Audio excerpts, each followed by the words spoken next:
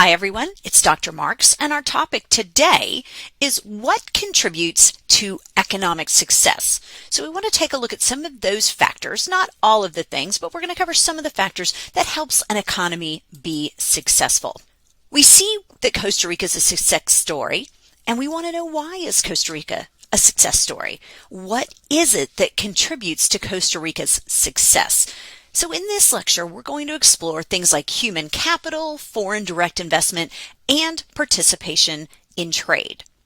And those things have an impact on growth. So we want to make the connections. Why does an investment in human capital, why does foreign direct investment, why does participation in trade impact economic growth, and how has that benefited Costa Rica? We're going to start by talking about human capital. Economists agree that human capital is so important. Investing in human capital is really important for a country, and especially one that's a developing country.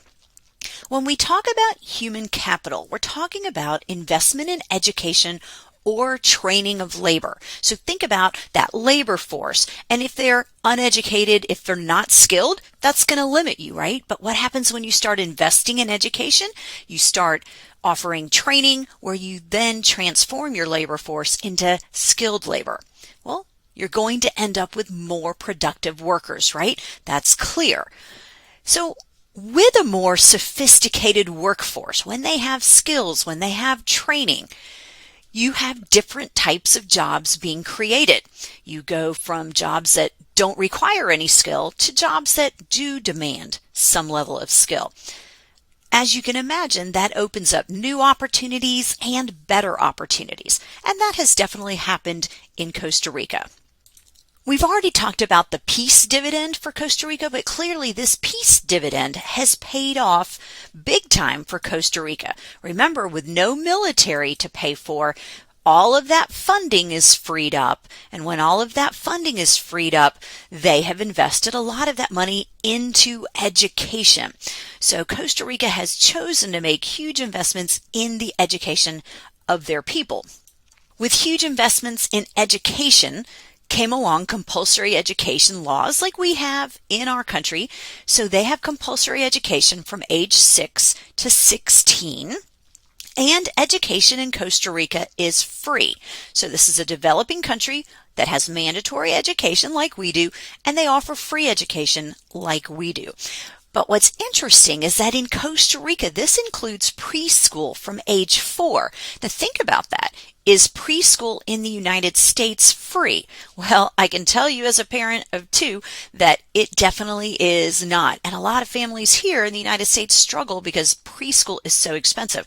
And we do have schools in the United States that have started offering 4-year-old programs, and that's great. It helps kind of bridge that gap. But in Costa Rica, preschool is free from age 4. And education became free in Costa Rica in 1869. So that clearly predates the decision to eliminate the military, right? So this is something that Costa Rica has been doing for a long time. They were actually the first country in Central America to have free education. So that's really impressive. Clearly a milestone for Costa Rica back in 1869, and only compounded by that peace dividend where they can fund education at even a higher level. We see literacy increasing across Central America. So when we talk about human capital and improving literacy, which we're going to talk about now, understand that this is not a trend unique to Costa Rica. Literacy rates are increasing all across Central America, but Costa Rica is a standout. When we compare the countries, we see Costa Rica is at the top. And I'm going to show you that data in just a moment. But one thing that Costa Rica has done is invest in English instruction. Now, that's not something that is maybe as common in other Central American nations, but they're really investing in English instruction. That means their people have become bilingual. And you're going to see as we travel around, there's a lot of locals that are bilingual. Now, there's going to be a lot that aren't, or there might be some that don't use their English on a regular basis, and they might be a little timid. But you are going to find when you go into the central market, these are people that are not going to need to speak English on a regular basis. When they see you, they might want to start practicing their English. So it'll be really cute to see if any of you come back with stories about locals that want to talk to you in English. But think about what happens when locals are bilingual. It opens opportunities in the tourism sector. Our guide is going to be bilingual, so it opens up opportunities that you wouldn't have necessarily as much of if you're not bilingual. And these are better opportunities, right? Being a guide in Costa Rica is going to be a job that pays reasonably well. Now, you can be a guide if you're not bilingual, but you're going to be limited on what groups you can travel with, obviously. And so when you have these better opportunities, it increases the standard of living. So this investment in human capital, focusing not just on general education, but on English as well, has made opportunities available to people, whereas they wouldn't have existed before.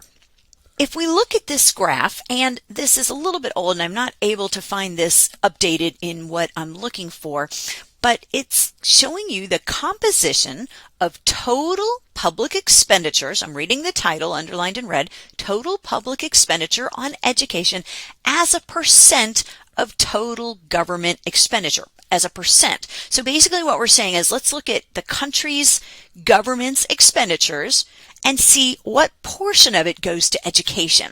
Now, the reason we look at what portion of total expenditures for the government and not just total dollars is that you have countries of different sizes, right? It would be unfair to compare a huge country like China against Costa Rica. That would be meaningless data, right? But when we look at percent of government expenditures, we get a sense of how much of a priority is it for their government. And you see in 2015, Costa Rica is number one. So at least in 2015, they led all of these other countries that are here on this list, and there's a whole bunch of them here. They led them in terms of spending as a portion of total government expenditures.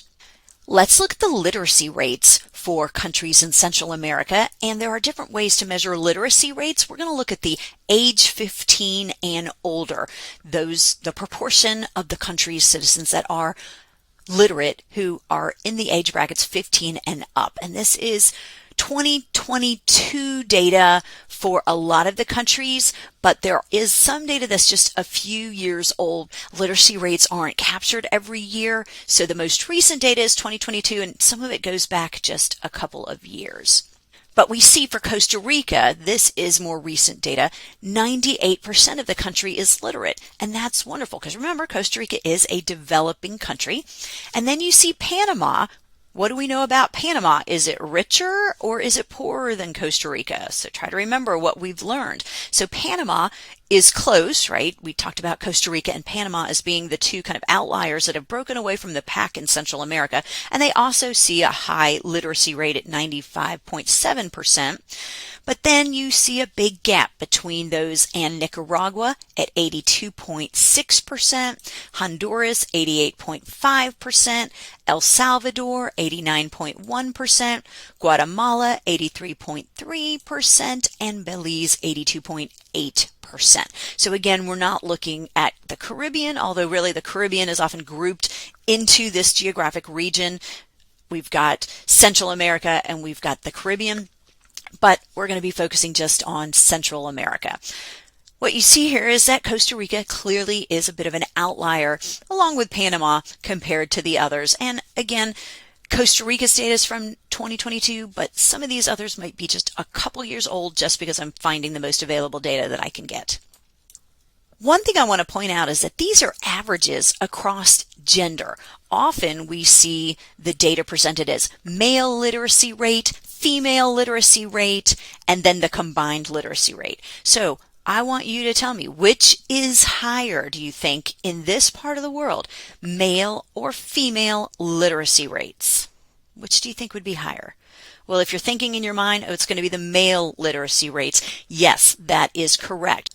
While education is free in Costa Rica, we want to understand that there are still costs, not huge ones, but they can be prohibitive.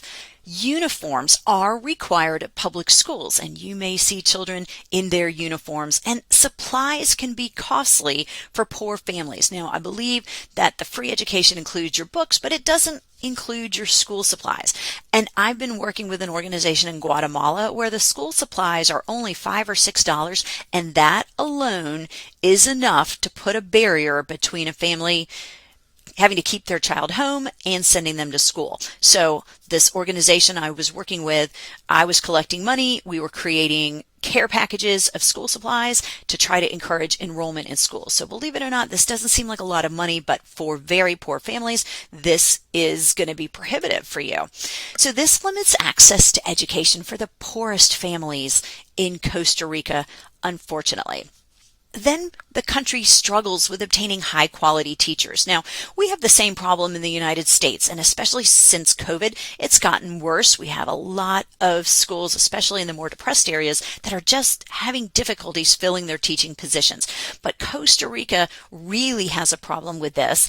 And when we visited some rural schools, they were telling us the challenges is they were having to bring teachers in from the cities, and that was really challenging for them. They wouldn't always be successful.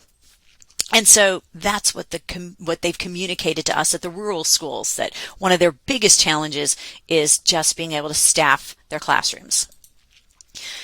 The other problem for Costa Rica is that compulsory attendance is not necessarily enforced.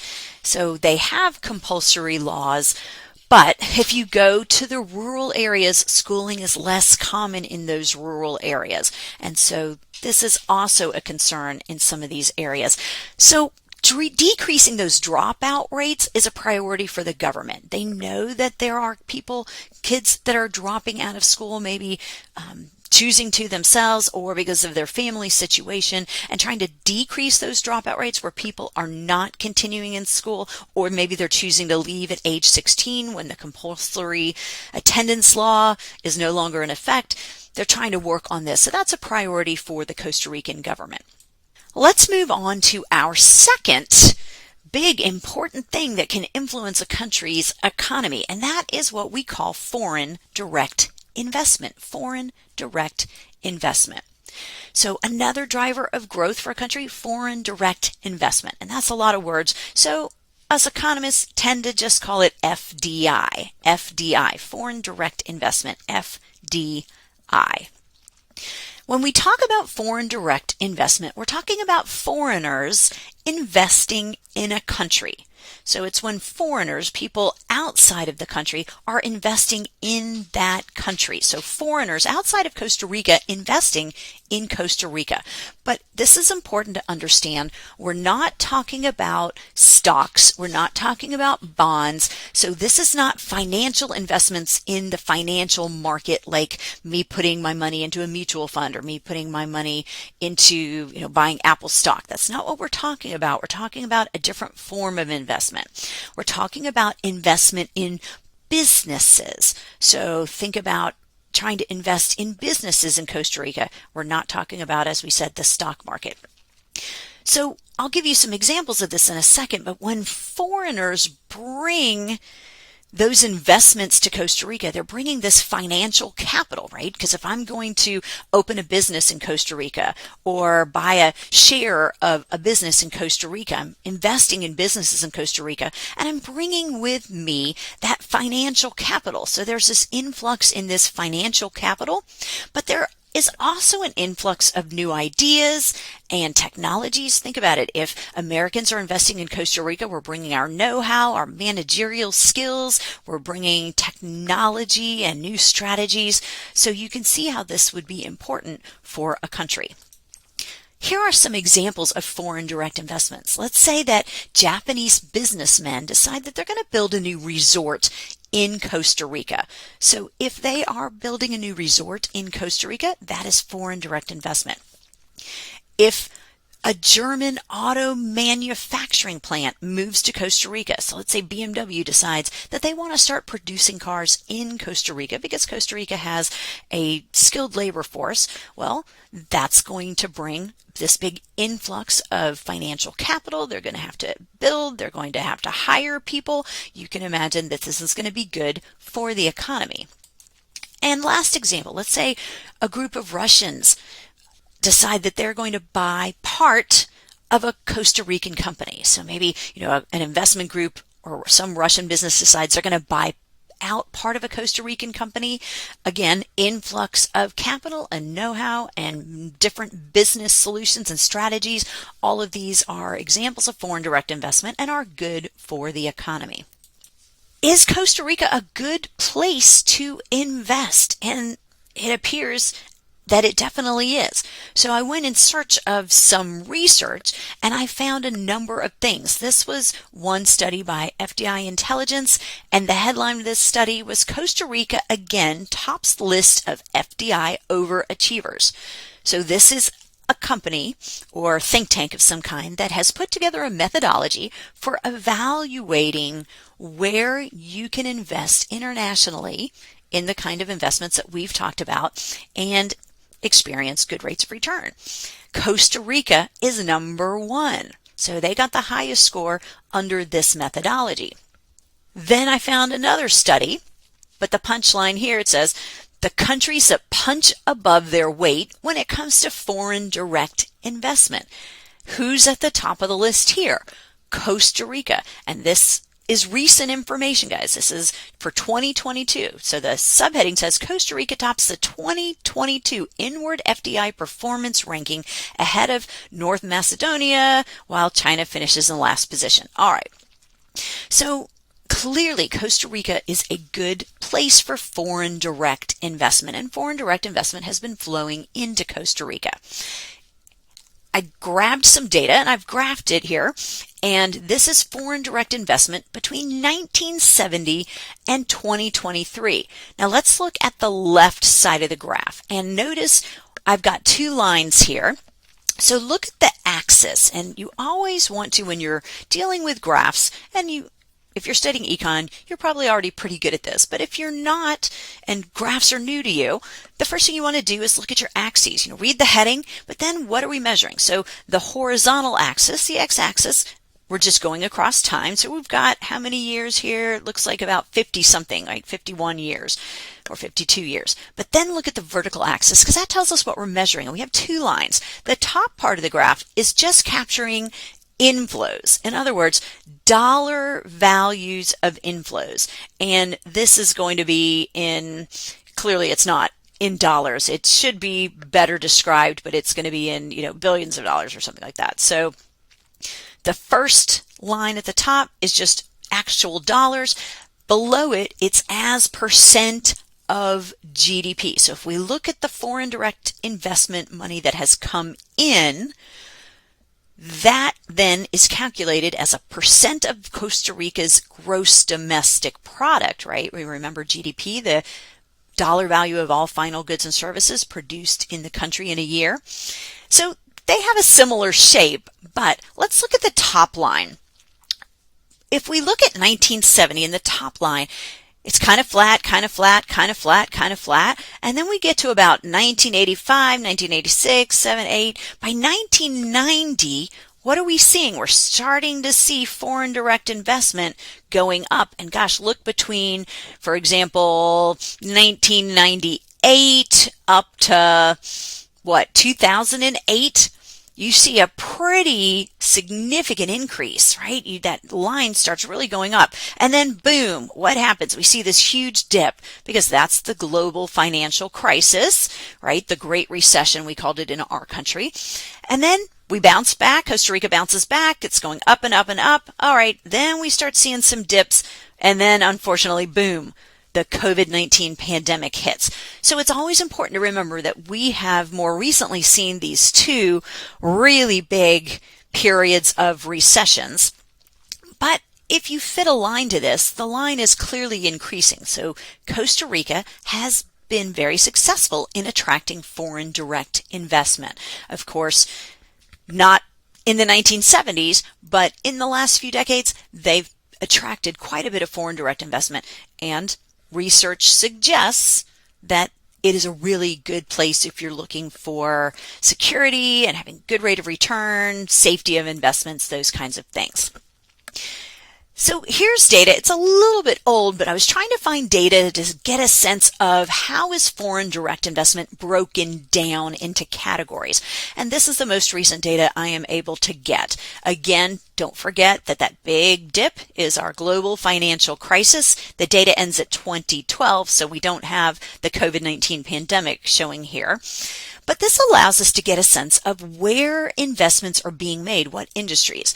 And so at the top you see real estate, and then services, and then manufacturing as being some of the biggest areas, right?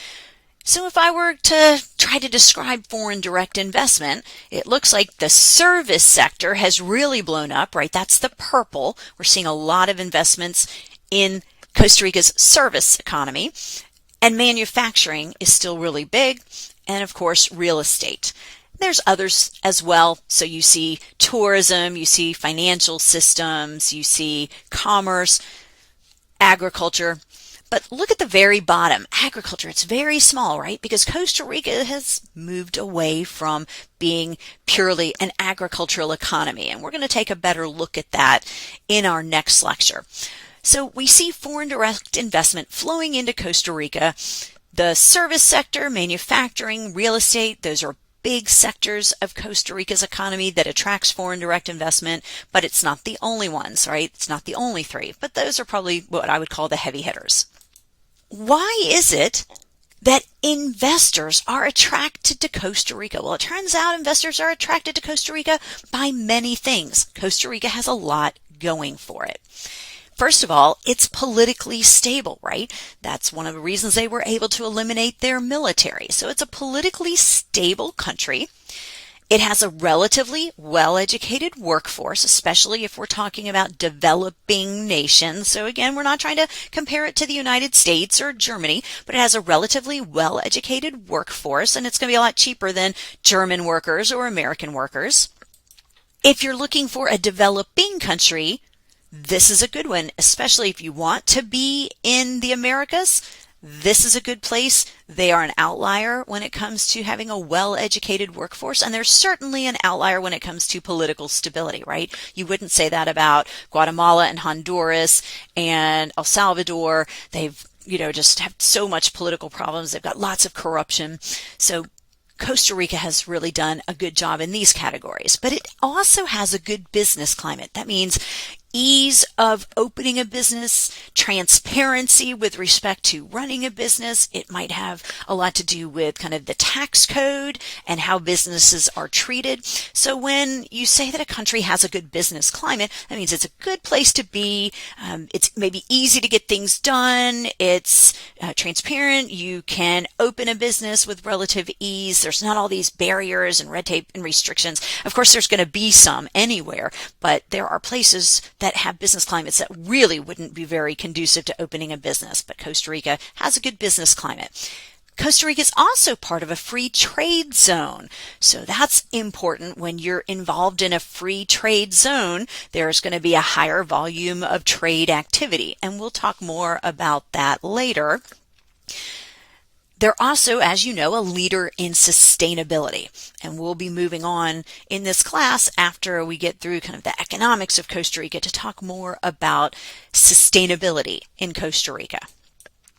And then last, there's a high quality of life in Costa Rica. Costa Rica always is near the top, if not number one, on the Happy Planet Index. So people feel like their quality of life is good in Costa Rica, that people are happy. They probably have a much better work-life balance than we have here in the United States because we are not at the top of the Happy Planet Index.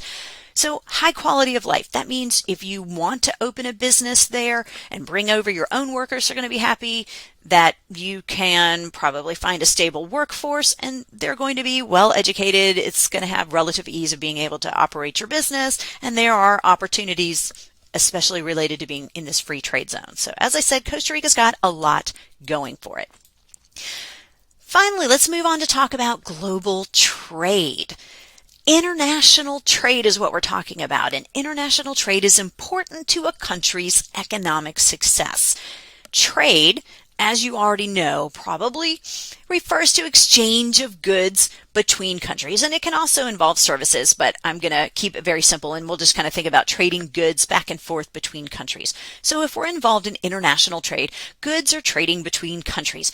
As you know, the United States is involved in a lot of trade. For example, our medicine goes all over the world. Our cars go all over the world, but we import a lot of other things too. For example, we're a huge importer of textiles and clothing. So international trade, we're seeing countries exchanging goods.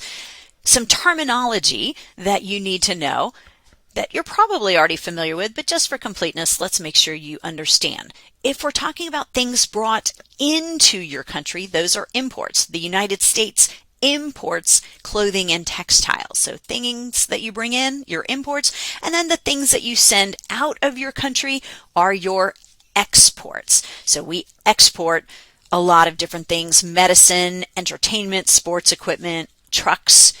So imports and exports, I'm going to use those terms to make sure you know them.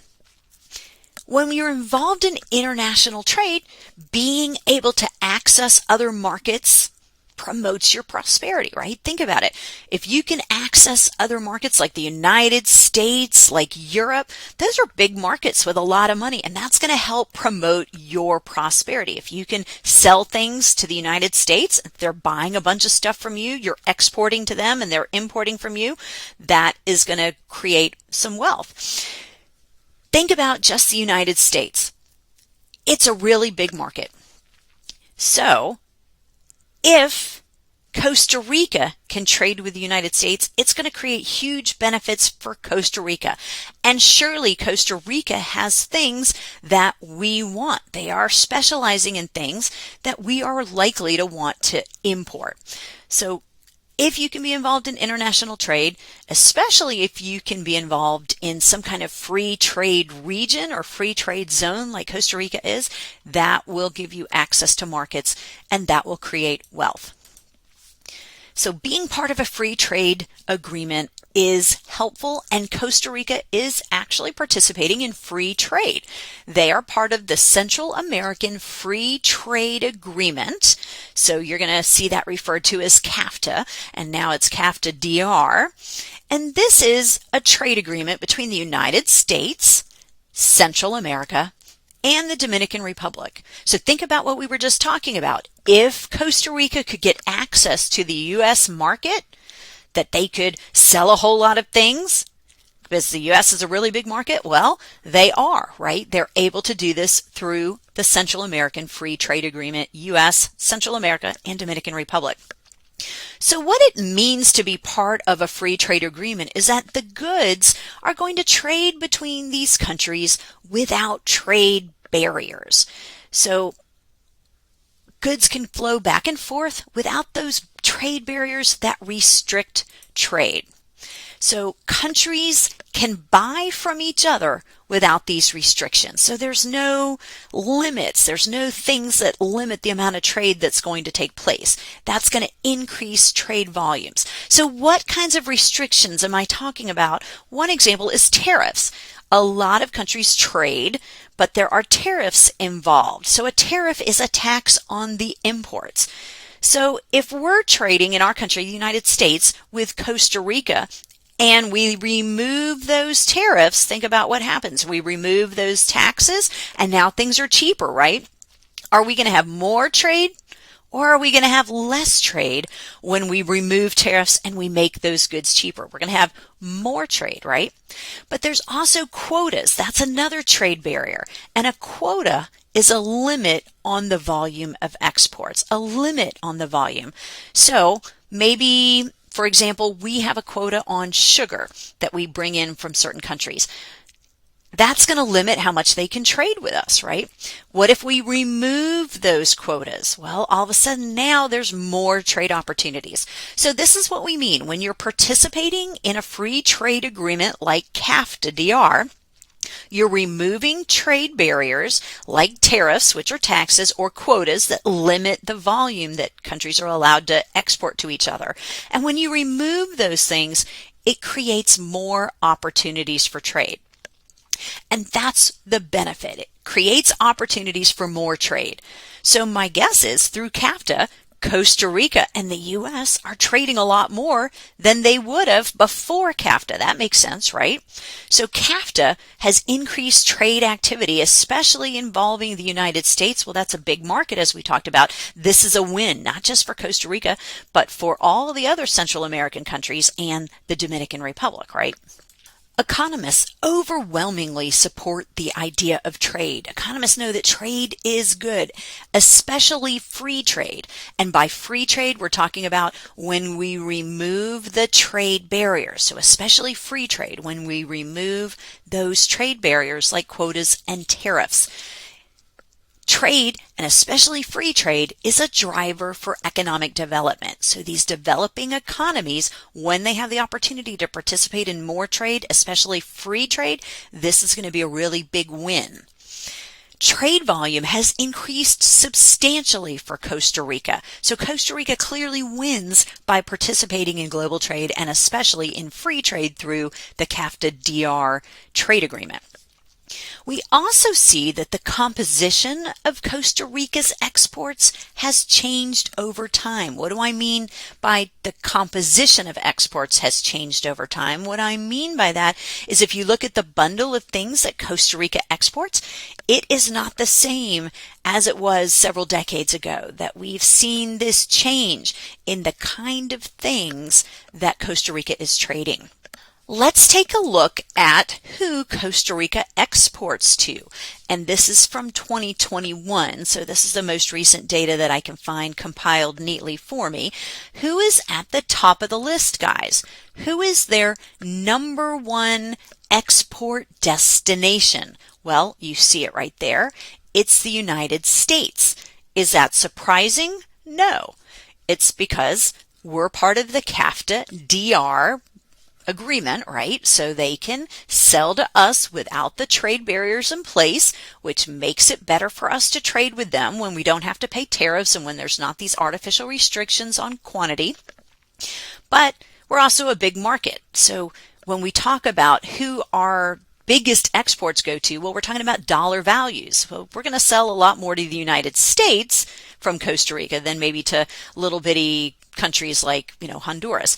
So U.S. is number one, but notice who's number 2 and 3, Netherlands and Belgium. So we see Europe. Costa Rica is trading with European nations, but then look, you see Guatemala, Panama, Nicaragua, Honduras, El Salvador, okay, and then Mexico, but then Dominican Republic. Not surprising because all of those other countries in Central America and the Dominican Republic are part of the CAFTA-DR. So it's not surprising that we see the other nations that are part of the CAFTA-DR agreement being on the list of the top 10 export countries. So this is who Costa Rica exports to. Now on the right, let's look at who Costa Rica imports from. And again, who's at the top of the list? The United States. So we're not just buying the most, we're also selling them the most compared to where they buy stuff from. But look at number 2, China. So China, also a big supplier of goods and services in the global market.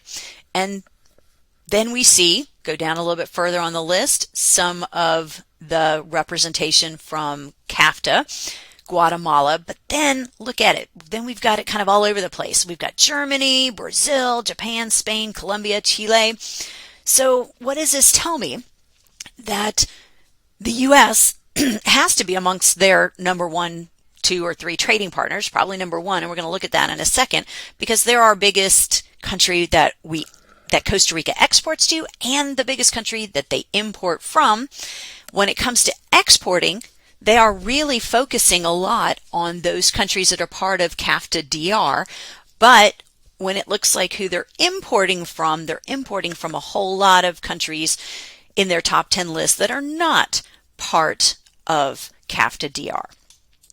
This graph right here is showing us the leading trading partners of Costa Rica for 2022.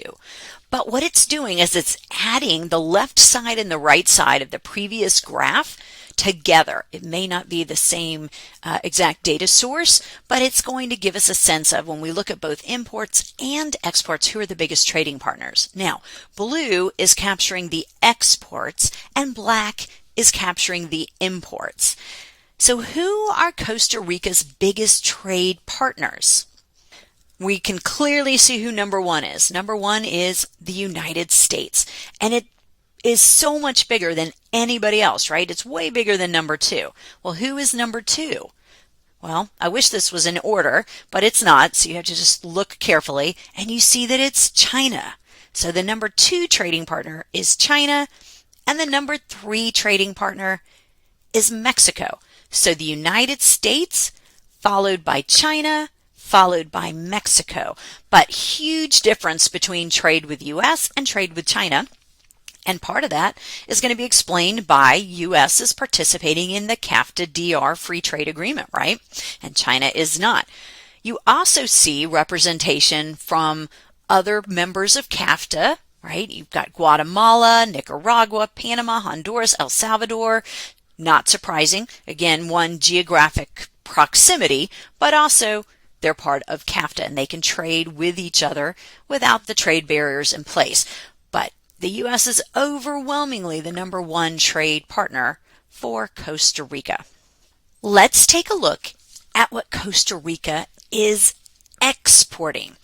So we see at the top of the list, precision instruments, then followed by fruit and nuts, prepared foods, but then you see electrical machinery, plastics, coffee and spice, pharmaceuticals, fats and oils, iron and steel. We'll talk a lot more about the composition of their exports, but at the top of the list, it's not coffee, it's not bananas like it has been historically. Precision instruments. And guys, precision instruments, does that sound like something that requires a skilled workforce or not? Well, hopefully you're thinking that requires a skilled workforce, whereas historically when the number one export was coffee and then bananas, that does not require a skilled workforce. So the skilled workforce, as we said, attracts foreign direct investment, and it's going to create different kinds of jobs and better jobs. On the right, we see the top 10 imports: electrical machinery, oil and minerals, industrial machines, plastics, precision instruments, motor vehicle parts, iron and steel, pharmaceuticals, paper, cereal. All right, you get the idea. So we'll be diving into this more. We're going to be more interested in the export side of the story because that gives us a better sense of what Costa Rica is producing. And we'll look at how that has transformed over time. So let's recap. We've already talked about Costa Rica and its peace dividend. They're clearly enjoying the peace dividend because it has brought them a whole lot of benefits. Remember, money's been freed up. It's been put towards other areas. Education is one, but the environment is another, and we'll be moving on in this class to talk about the environment. So investment in education means big investments in human capital, something that we know economists understand contributes to economic prosperity.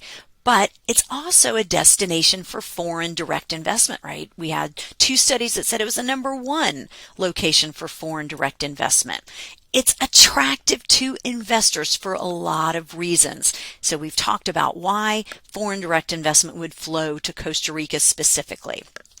And Costa Rica is active in global trade, and that has created more opportunities, especially as they get involved in free trade.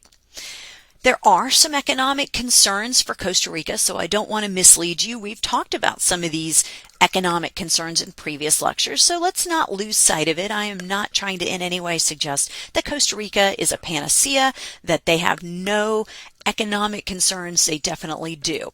But Costa Rica does have a lot going for it.